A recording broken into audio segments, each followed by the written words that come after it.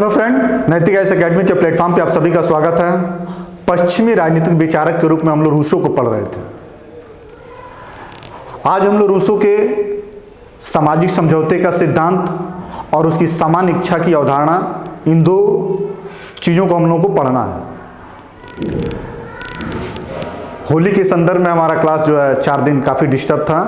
होली के त्यौहार में आप लोग भी होली का त्यौहार मना रहे होंगे और उसमें ये क्लास रेगुलर नहीं चल पाया।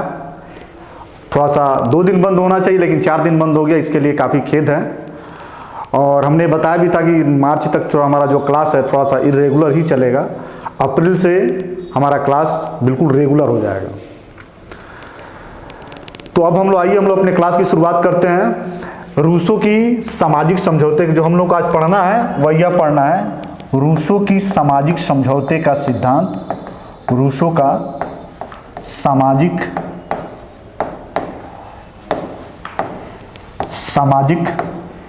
समझौते का सिद्धांत, सामाजिक समझौता का सिद्धांत और सामान्य इच्छा की अवधारणा। सामान्य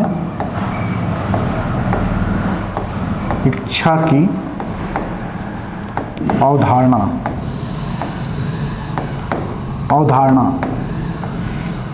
इन्हीं दो पे हम लोगों को क्या करना है, आज पढ़ना है। सामाजिक समझौते के सिद्धांत की चर्चा हम लोगों ने हाब्स और लॉक में भी किया था। और सामाजिक समझौते के सिद्धांतकार के रूप में त्रिमूर्ति की चर्चा होती है, जिसमें हाब्स, लॉक, रूसो है।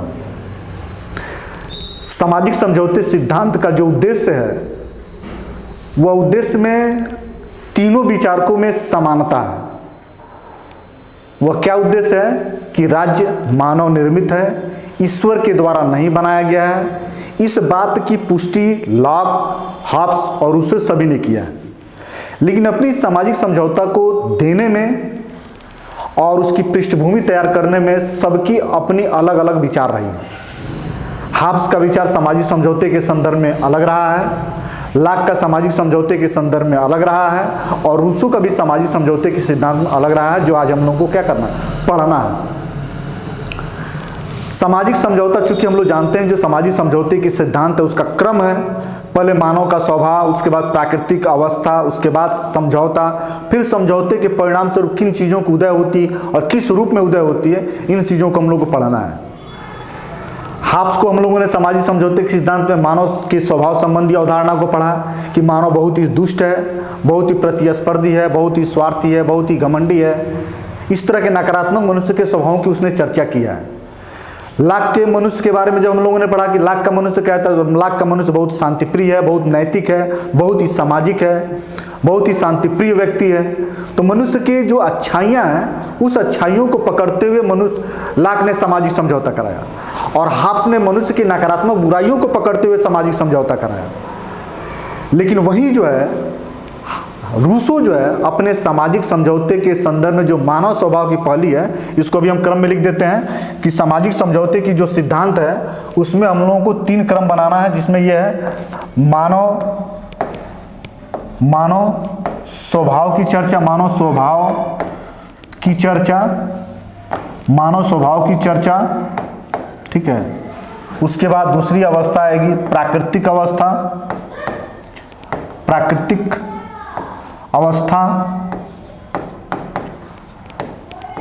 और जो तीसरी अवस्था आएगी वह है अनुबंध या समझौता, अनुबंध या समझौता, ठीक है। ये तीनों बातें जो है त्रिमूर्ति विचारकों में रहा है, लेकिन इन सब बातों में हम लोगों को बहुत जो मूल अंतर है तीनों विचारों में, उसको हम लोगों को भी जानना है।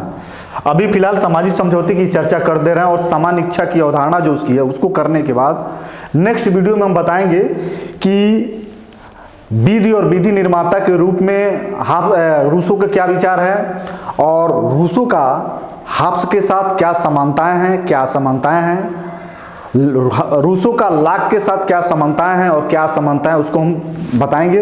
उसी समय ये सामाजिक समझौते के संदर्भ में त्रिमूर्ति की जो विचार हैं पूरी तरीके से स्पष्ट और क्लियर हो जाएंगे।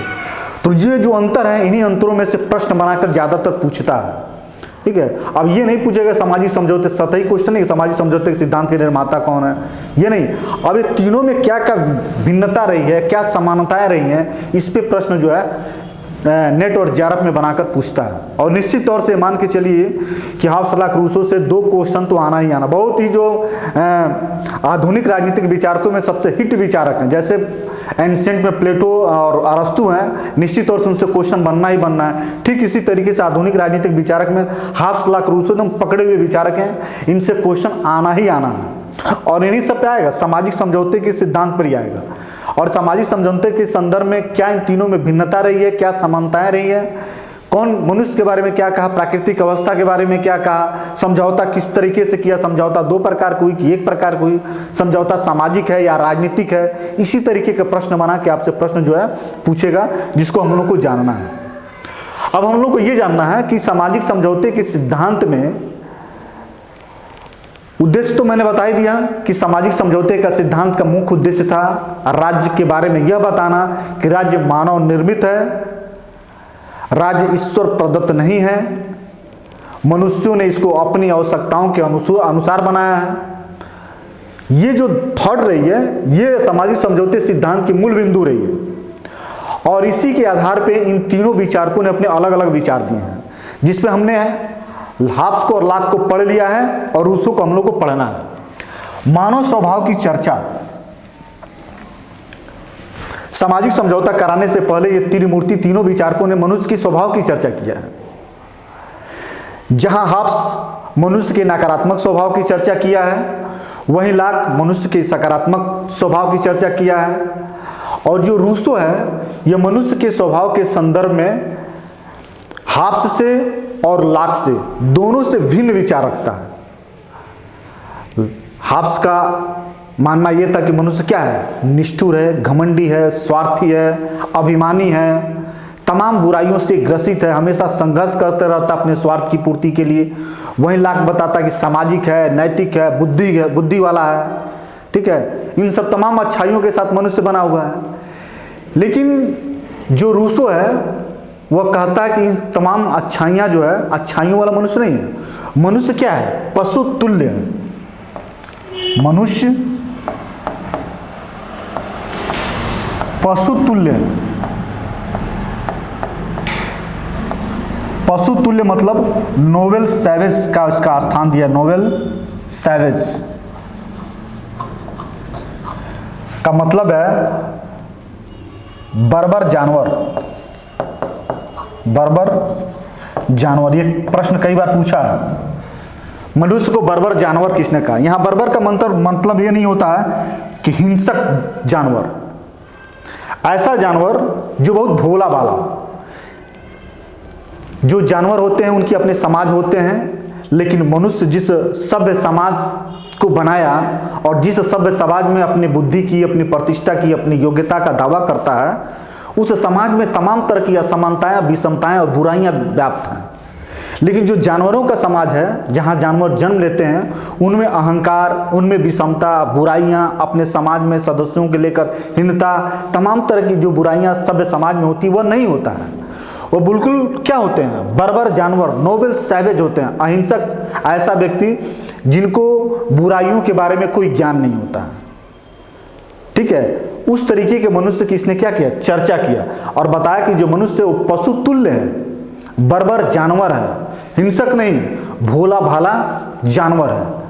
उसमें न तो किसी प्रकार की कोई बुराई है, न तो उसमें किसी प्रकार की कोई बुद्धि है। लाख के समान बुद्धि वाला व्यक्ति की कल्पना इसने नहीं किया है। कहा कि जब राज्य नहीं था, मनुष्य अपने प्राकृतिक अवस्था में जब थे, जब प्रारंभ में थे, वह बिल्कुल भोला भाला जानवर, पशु तुल्य जानवर के समान था। उसमें बुद्धि का विकास नहीं था, बल्कि अपना जो सारा काम था वह किसके आधार पर करता था, बुद्धि के आधार पर नहीं, भावनाओं के आधार पर काम करता था। उसकी व्यवहार को संचालित करने वाली जो प्रेरक तत्व था, वह प्रेरक तत्व बुद्धि नहीं बल्कि भावना थी। और उस भावना में वो 2 प्रकार के कार्यों को करता था। भावना में 2 प्रकार के कार्यों कर, यही भावना जो है उसके प्रेरक तत्व हैं, कार्यों के प्रेरक तत्व हैं। और यह प्रेरक तत्व जो है मनुष्य में दो प्रकार के कार्यों को करने के लिए प्रेरित करता है भावना।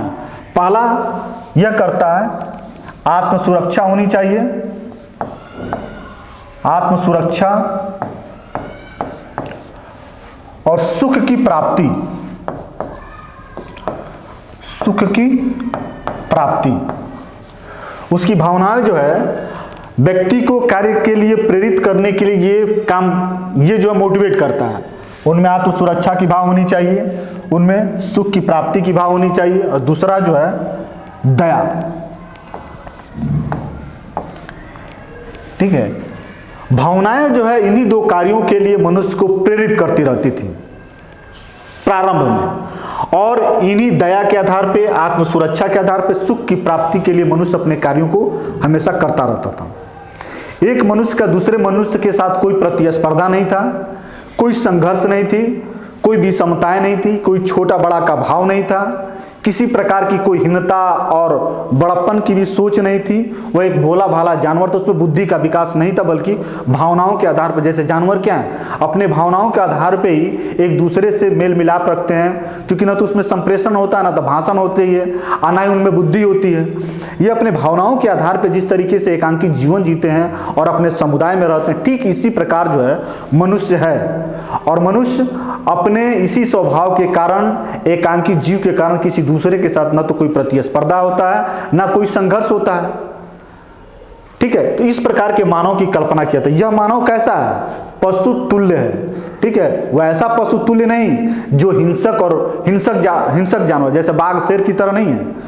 वह भोला भाला जानवर है जो एकांकी जीवन जीना चाहता है, जो भावनाओं के आधार पर अपने कार्य को करता है, जिसमें बुद्धि का विकास अभी नहीं हुआ है, नैतिकता उसमें नहीं आई है। इस तरीके के मनुष्य की कल्पना रूसो ने किया है। अब ऐसे मनुष्य ही कहाँ रहते हैं? प्राकृतिक अवस्था में रहता है। अब उस प्राकृतिक अवस्था की हम लोग की चर्चा करनी है, तो इस बात को ध्यान रखिएगा। बर्बर जानवर, नोबल सैवेज मनुष्य के बारे में इस शब्द का प्रयोग किसने किया था? तो रूसो ने किया था। यही क्वेश्चन जो है मैक्सिमम चीजों में पूछता है। ठीक है, अब हम लोग आते हैं ये देखने के लिए कि प्राकृतिक अवस्था इसकी कैसी रही। प्राकृतिक अवस्था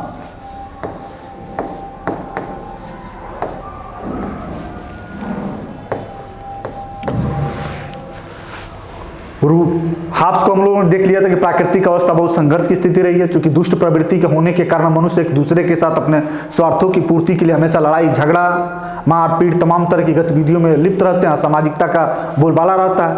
इसी से बचने के लिए वह सामाजिक समझौता करता है।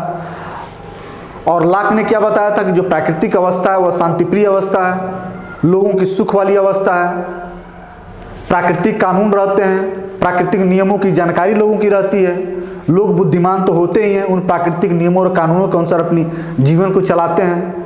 दिक्कत क्या होती है कि प्राकृतिक कानूनों की व्याख्या करने वाला कोई निष्पक्ष व्यक्ति नहीं होता है, जिसके कारण कभी कभी व्यक्तियों में अपने अपने अधिकारों को लेकर टकराहट होती है। इसी टकराहट से बचने और कोई निष्पक्ष व्यक्ति उनके अधिकारों को बताए, प्राकृतिक कानूनों को लागू करे, इसके लिए वो सामाजिक समझौता करते हैं और राज्य की स्थापना करते हैं, ये लाक के अनुसार।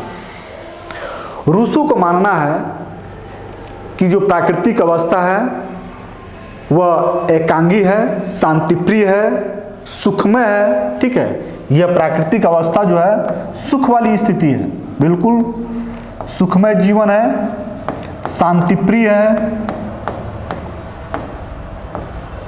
शांतिप्रिय है। ठीक है, सुखमय है, शांतिप्रिय है, एकांकी है। और मनुष्य इसी तरीके से जीना चाहता है। फिर जब इसमें दिक्कत क्या आ जाती है कि वह समझौता करने के लिए तैयार होता है। प्रश्न यहाँ ये बनता है ना कि मनुष्य को यदि सुखमय जीवन है, शांतिप्रिय, एकांकी, और यही मनुष्य को चाहिए भी, इसी एकांकी और सुख के लिए राज्य का निर्माण करते हैं, तमाम तरह की संस्कृति बनाते हैं मनुष्य ताकि उनका जीवन सुखमय हो, लेकिन यह सुखमय जीवन प्राकृतिक अवस्था में ही रहता है रूसो के अनुसार। तो फिर वो राज्य का निर्माण क्यों करते हैं, क्यों अनुबंध करना चाहते हैं राज्य के निर्माण के लिए? तो इसने कहा कि यह जो अवस्था है मनुष्य की, कुछ समय के बाद प्राकृतिक जो विविधता है और लोगों की बढ़ती जनसंख्या है। दो कारण बताया इसने। दो कारणों से दिक्कतें पैदा हुई इस सुखमय जीवन में। मनुष्यों के सामने दो कारणों से दिक्कत पैदा हुई। एक, जनसंख्या जो है क्या हुआ, जनसंख्या बढ़ी, और दूसरी जलवायु विषमता। जलवायु विषमता। देखिए, कहने का मतलब यह है कि जिस प्राकृतिक अवस्था में मनुष्य एकांकी जीवन जी रहा था, जब उसकी जनसंख्या बढ़ी तो इस बढ़ती हुई जनसंख्या बढ़ी और जनसंख्या बढ़ने के साथ साथ जलवायु विषमता आई, और इस विषम जलवायु के साथ अपने को सेट करने के लिए लोग भिन्न भिन्न क्षेत्रों में जाने लगे। तो विविध क्षेत्रों में गए और जनसंख्या बढ़ी। उसके बाद से उनके मन में संपत्ति की अवधारणा, निजी संपत्ति की अवधारणा आई। जहां एक साथ रहते थे तब तक उनमें कम्युनिटी का भाव था। जलवायु विविधता पैदा हुई, उस जलवायु ने इनको, और इनके अंदर पॉपुलेशन बढ़ा। इस पॉपुलेशन और जलवायु विविधता के कारण अलग अलग क्षेत्रों में गए। जिन जिन क्षेत्रों में गए वहां अब क्या समझने लगे, यह क्षेत्र, यह जगह उनका अपना है। तो निजी संपत्ति की अवधारणा जब आई, इसी निजी संपत्ति की अवधारणा ने लोगों में छोटे बड़े, अपना पराया, गरीब अमीर, तमाम तरह की असमानताओं वाले बुराइयां लोगों में आ गई। और इस बुराइयों के आने के कारण मनुष्य में तमाम तरह की टकराहट और संघर्ष पुनः पैदा हो गया। टकराहट और संघर्ष या प्राकृतिक अवस्था के सुखमय जीवन को समाप्त करने वाली जो पहला तत्व उत्पन्न हुआ, वह उत्पन्न हुआ निजी संपत्ति की धारणा। और निजी संपत्ति की धारणा कब आई, जब उनकी जनसंख्या बढ़ी, जलवायु विषमता के कारण वो अलग अलग क्षेत्रों में गए, तभी जो है क्या आया, तभी आया निजी संपत्ति की अवधारणा। इस निजी संपत्ति की अवधारणा ने उनकी विचारों में वह जहर घोल दिया कि वह एक दूसरे के अब भावनाओं के साथ नहीं बल्कि बुद्धि का प्रयोग करने लगे। और यह बुद्धि क्या करने लगी, उनके विचारों में जो समानता था, जो सहभाव था, जो शांति प्रियता थे, उसको नष्ट करने लगा। और निजी संपत्ति ने उसी समानतापूर्ण समाज में विष घोलना शुरू कर दिया। इस कारण से मनुष्यों में संघर्ष होना शुरू हो गया। अब इस संघर्ष के कारण, अब इस संघर्ष के बचने के लिए लोगों ने क्या किया, तो रूसों के अनुसार इसी संघर्ष से बचने के लिए लोगों ने आपस में क्या किया, समझौता करने का प्रयास किया। और इस समझौता के द्वारा एक ऐसे सामाजिक संगठन का उत्पन्न किए, जिस संगठन में व्यक्ति रह के अपने पूर्व की जो प्राकृतिक अवस्था की जो स्वतंत्रता थी उसको प्राप्त करने का क्या किया, इन लोगों ने प्रयास किया। अब हम लोग सामाजिक समझौते पे चर्चा करते हैं। यहाँ तक हम लोग क्लियर हो गए प्राकृतिक अवस्था कैसी रही, तो सुखमय, भय, शांति, एकांकी, यही पूछता है। और इसमें परिवर्तन आने का मुख्य कारण था जनसंख्या बढ़ गई, जलवायु विषमता हुआ, लोगों में व्यक्तिगत संपत्ति की अवधारणा आ गई। इस संपत्ति ने लोगों की जो सामूहिकता था, जो पशु तुल्य जीवन था, जो एकांकी जीवन था, उसको नष्ट कर दिया। उनमें तमाम तरह की सामाजिक बुराइयों को जन्म दे दिया। इस तरीके से फिर वो क्या हो गया, इन संघर्षों से बचने के लिए एक ऐसे जीवन की खोज करने लगे जिस जीवन में उनकी जो प्राकृतिक अवस्था वाली जीवन थी पुनः वापस लौट जाए। उसी के लिए वो क्या करते हैं, अनुबंध करते हैं और सामाजिक समझौता करते हैं। तो तीसरी विचार इसकी है अनुबंध या सामाजिक समझौता। अनुबंध या सामाजिक समझौता।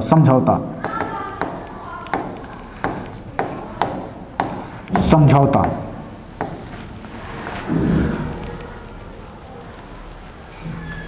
रूसों ने कहा कि जो सामाजिक समझौता है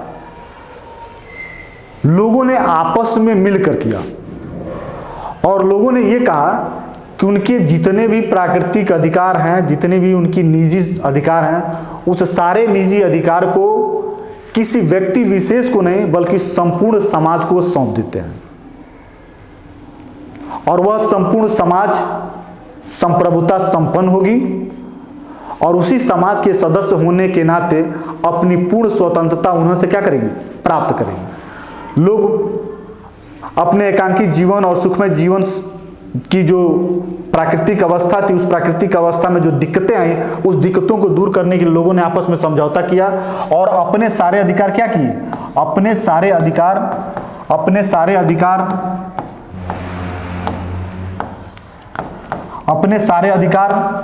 संपूर्ण समाज को दे दिए, संपूर्ण समाज को दे दिए, संपूर्ण समाज को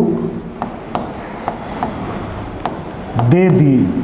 ठीक है, संपूर्ण समाज को दे दिए। यह संपूर्ण समाज ही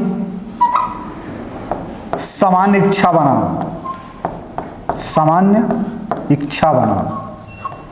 अभी हम लोग इसकी चर्चा करेंगे। सामान्य इच्छा, मनुष्य अपने सारे अधिकार किसी व्यक्ति विशेष को नहीं बल्कि संपूर्ण समाज को देते हैं। यहां थोड़ा सा अंतर देख लीजिए।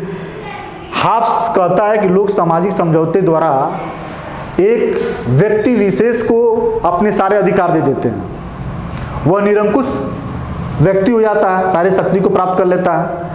लाक कहता है कि सामाजिक समझौता दो प्रकार का होता है, पहले वो सामाजिक समझौता करता है, उसके बाद राजनीतिक समझौता करता है। दो प्रकार की समझौता कराता है और जो विधायिका है, जो कानून निर्माण का कार्य करती है, उसी को महत्वपूर्ण मानता है। यहाँ रूसो जो है हाब्स के समान ही एक ही समझौता कराता है, लाक के समान दो समझौता नहीं कराता है, हाब्स के समान एक समझौता कराता है। लेकिन हाब्स जहां अपनी एक समझौता के द्वारा निरंकुश शासक व्यक्ति विशेष को शक्ति प्रदान करवाता है, वहीं जो रूसो है सामाजिक समझौते के द्वारा जो शक्ति है वह संपूर्ण समाज को प्रदान कराता है। यही संपूर्ण समाज जो है समान इच्छा के रूप में व्यक्त होती है। क्योंकि सबकी इच्छा होती है, सबकी इच्छा जोड़ के समान इच्छा बनती है। इस संपूर्ण समाज को संपूर्ण शक्तियां देते हैं और इसी संपूर्ण समाज के बातों को पालन करके अपनी प्राकृतिक स्वतंत्रता या प्राकृतिक अधिकारों का क्या करते हैं, प्रयोग करते हैं। इस प्रकार रूसो अपने एक सामाजिक समझौता के माध्यम से जो शक्तियां हैं किसी व्यक्ति विशेष को नहीं देकर संपूर्ण समाज को प्रदान कराता है। ये हो गई इसकी सामाजिक समझौता। ठीक है, इस सामाजिक समझौते के तमाम तरह की जो विशेषताएं हैं, जैसे इसका सामाजिक समझौता आपस में लोग मिलकर करते हैं और संपूर्ण शक्ति समाज को देते हैं। दूसरी इसकी विशेषता ये रही सामाजिक समझौते की कि जो व्यक्ति की प्राकृतिक स्वतंत्रता थी वह सामाजिक समझौते के बाद भी बनी रहती है।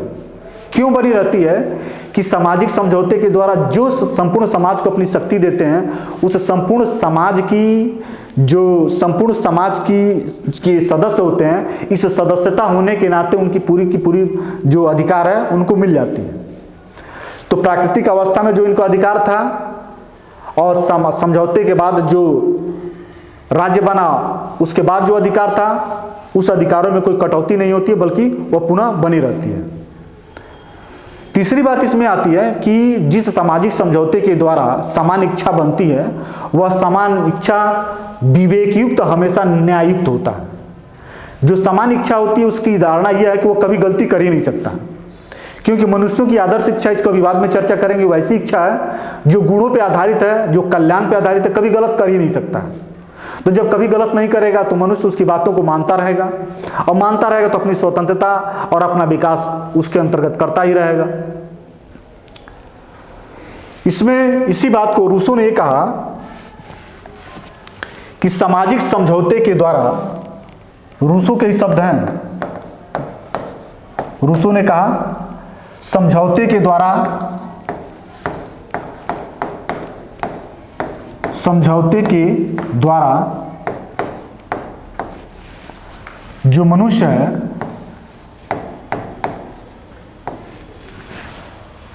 मनुष्य अपनी प्राकृतिक स्वतंत्रता, अपनी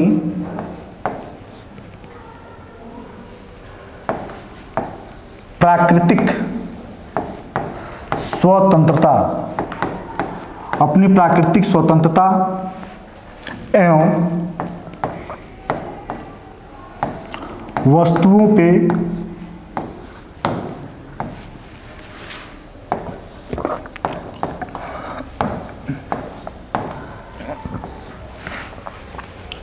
पे असीमित अधिकार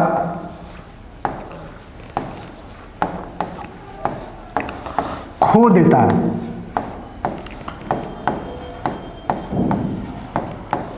खो देता है, लेकिन क्या प्राप्त करता है? लेकिन वह सामाजिक स्वतंत्रता, सामाजिक स्वतंत्रता एवं वस्तु पे निजी अधिकार, वस्तु पे निजी अधिकार,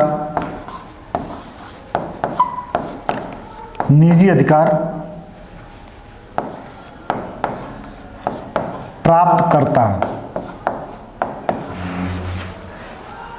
प्राकृतिक स्वतंत्रता और वस्तुओं पे असीमित अधिकार खो देता है, लेकिन सामाजिक समझौते के द्वारा वह सामाजिक स्वतंत्रता को प्राप्त करता है और वस्तु पे निजी अधिकार को क्या करता है? प्राप्त करता है।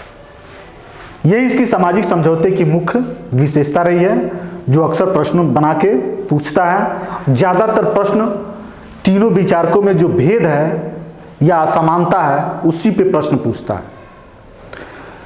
सामाजिक समझौते के सिद्धांत की समाप्ति के बाद हम लोग रूसो के समान इच्छा संबंधी अवधारणा की चर्चा करेंगे। हम लोग रूसो की समान इच्छा की अवधारणा की चर्चा करेंगे। समान इच्छा, सामान्य इच्छा या जनरल विल, जनरल विल।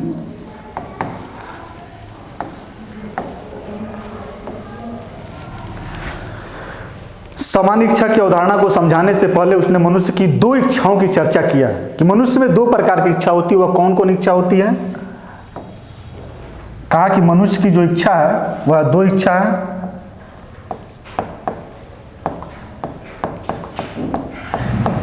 व्यक्तिगत इच्छा और आदर्श इच्छा। व्यक्तिगत इच्छा और आदर्श इच्छा।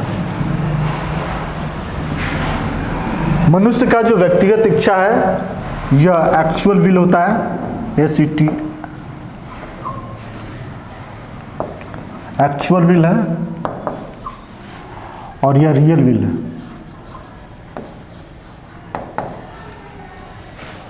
कभी कभी व्यक्तिगत इच्छा को एक्चुअल विल या वास्तविक इच्छा के रूप में बताता है। वास्तविक इच्छा,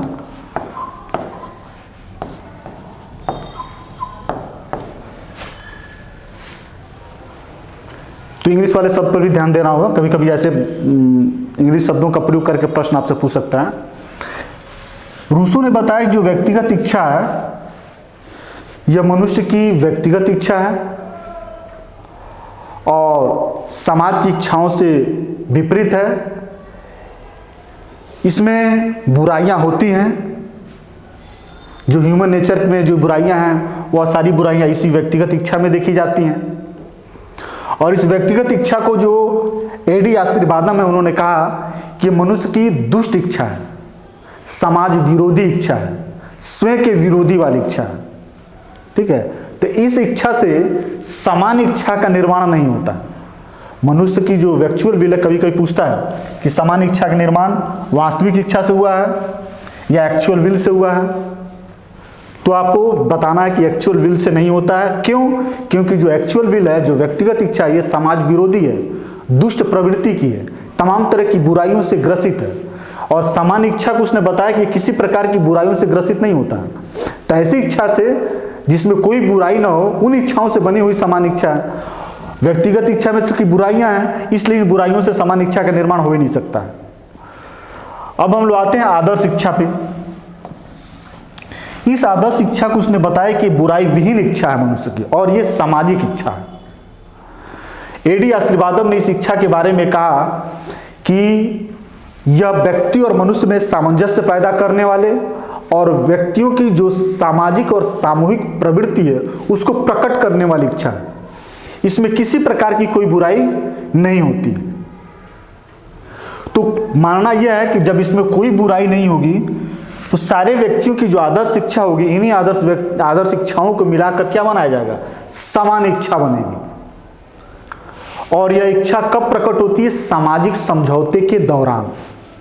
जब मनुष्य प्राकृतिक अवस्था में रहता है तो इन दोनों इच्छाओं को सामूहिक रूप से प्रयोग करता है, लेकिन जैसे ही प्राकृतिक अवस्था में जो निजी संपत्ति की अवधारणा आई या लोगों की जनसंख्या में वृद्धि हुई, जलवायु परिवर्तन आया, उसमें उसके दौरान जो भी बुराइयां आई, उन बुराइयों से बचने के लिए जब सामाजिक समझौता करता है तो वह व्यक्तिगत इच्छा को परे रख के अपनी आदर्श इच्छाओं को मिला के इस सामान्य इच्छा का क्या करता है, निर्माण करता है। तो सामान्य इच्छा मनुष्य की अच्छी, आदर्श और अच्छाई वाली इच्छाओं से बनी हुई है। जब इस सारे मनुष्य की आदर्श इच्छाओं से बनने वाला जो सामान्य इच्छा होगा वह कैसा होगा, बुराई विहीन, बिल्कुल गुणों से युक्त, बिल्कुल पाक साफ सुथरी इच्छा जो सदैव न्यायप्रिय होगी, विवेकवान होगा और सदा कल्याण के लिए ही काम करेगा। ऐसी सामान्य इच्छा जिसमें बुराई न हो तो वह काम कैसे करेगा, वह कल्याण के लिए ही काम करेगा। अच्छाई हमेशा कल्याण के लिए होती है और बुराई हमेशा विनाश के लिए होती है। बुराई व्यक्तिगत होता है और कल्याण सामूहिक होता है, अच्छाई के लिए होता है, अच्छे कार्यों के लिए होता है। तो जो सामान्य इच्छा है अच्छाई इच्छाओं से बना हुआ है, इस सदा और सदा के लिए कल्याण करेगा और इसमें हमेशा न्यायप्रियता होगी, न्यायुक्त होगा, विवेक की प्रधानता होगी। इस तरीके से सामान्य इच्छा का निर्माण होता है आदर्श इच्छा के द्वारा।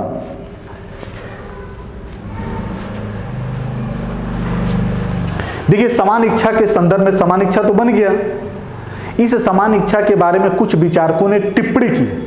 जैसे पहला जो है एडी आशीर्वादम का है,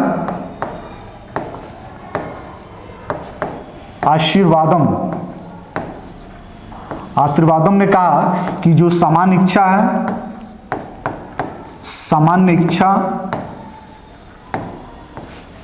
सामान्य इच्छा आदर्श इच्छाओं का योग है,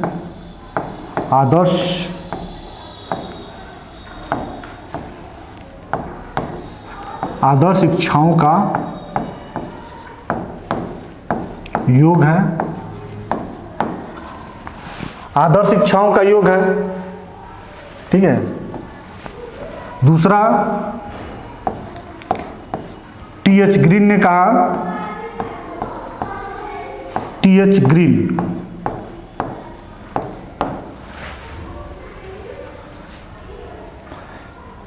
जो समान इच्छा, इसने कहा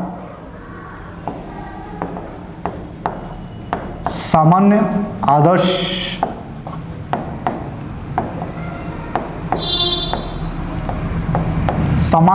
एवं सामान्य चेतना,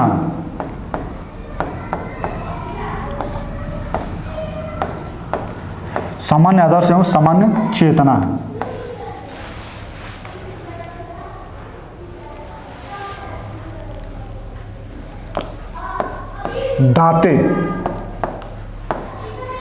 दांते ने कहा कि जो सामान्य इच्छा है वह समुदाय की श्रेष्ठ भावना है, समुदाय की श्रेष्ठ क्या है, श्रेष्ठ भावना है। ये तीन विचारक हैं और बोसांके का भी आता है कभी कभी कि बोसांके ने क्या कहा, तो बोसांके ने कहा कि जो आदर्श इच्छा है, जो समान इच्छा है, व्यक्ति के समूह या सामूहिक इच्छा का प्रतिनिधित्व करता है या संपूर्ण समाज की क्या है, इच्छा। इन तीनों कोटेशनों में जो सबसे ज्यादा उपयुक्त, इन तीनों को पूछता है कि कौन सबसे अच्छा है, तो जो आशीर्वादम का कथन है कि आदर्श इच्छाओं का योग है, यही सही हो।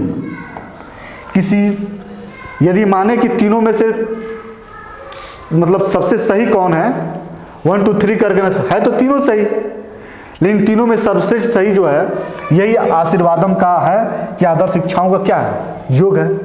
क्योंकि अपने सामान्य इच्छाओं के निर्माण में इसने बताया कि व्यक्ति का एक्चुअल विल होता है और एक आदर्श इच्छा होता है। आदर्श इच्छा बुराई विहीन होती है, इन्हीं व्यक्तियों की आदर्श इच्छाओं को मिलाकर सामान्य इच्छा बना हुआ है। तो एडी आशीर्वादम ने जो सामान्य इच्छा की बात कहा यही कहा। बाकी लोगों की बात सही है लेकिन ये उतनी सही नहीं है जितनी कि आशीर्वादम ने कहा।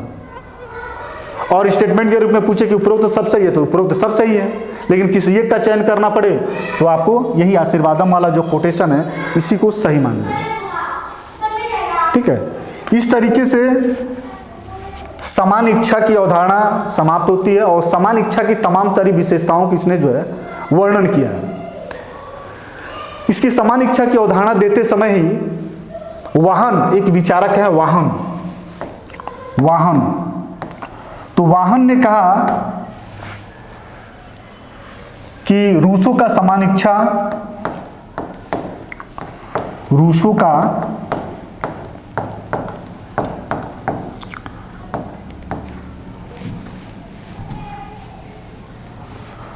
का समान इच्छा, सामान्य इच्छा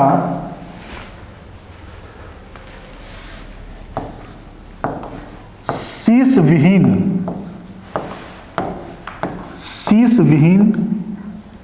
लेवियाथन है, लेवियाथन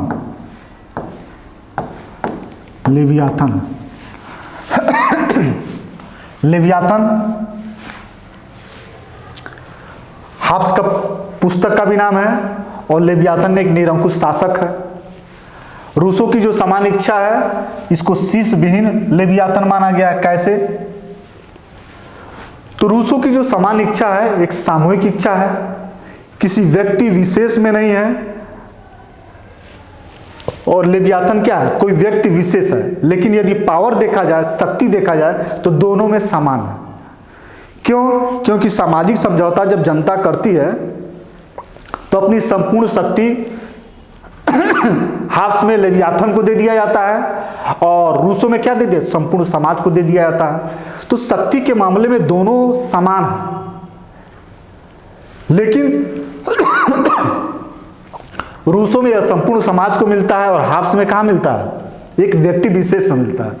इस तरीके से वाहन ने समान इच्छा की कहा कि समान इच्छा, रूसों की समान इच्छा जो है शीश विहीन क्या है? लेवियाथन है। यह कथन पूछा कि किसने कहा है? तो वाहन। इस तरीके से हम लोगों का रूसो की सामाजिक समझौते का सिद्धांत और उसकी सामान्य अवधारणा का सिद्धांत समाप्त होता है। फिर नेक्स्ट वीडियो में हम लोग रूसो का हाब्स के साथ समानता असमानता, लाक के साथ समानता और असमानता, फिर रूसो का विधि के संबंध में क्या अवधारणा है इसको, और रूसो ने राजनीति शास्त्र को क्या दिया, इन सब चीज़ों को चर्चा करते हुए रूसो को समाप्त करके फिर अगला जो है हम लोग अगले नए विचारक को पढ़ेंगे। अब हम अपनी बात को समाप्त करते हैं। धन्यवाद।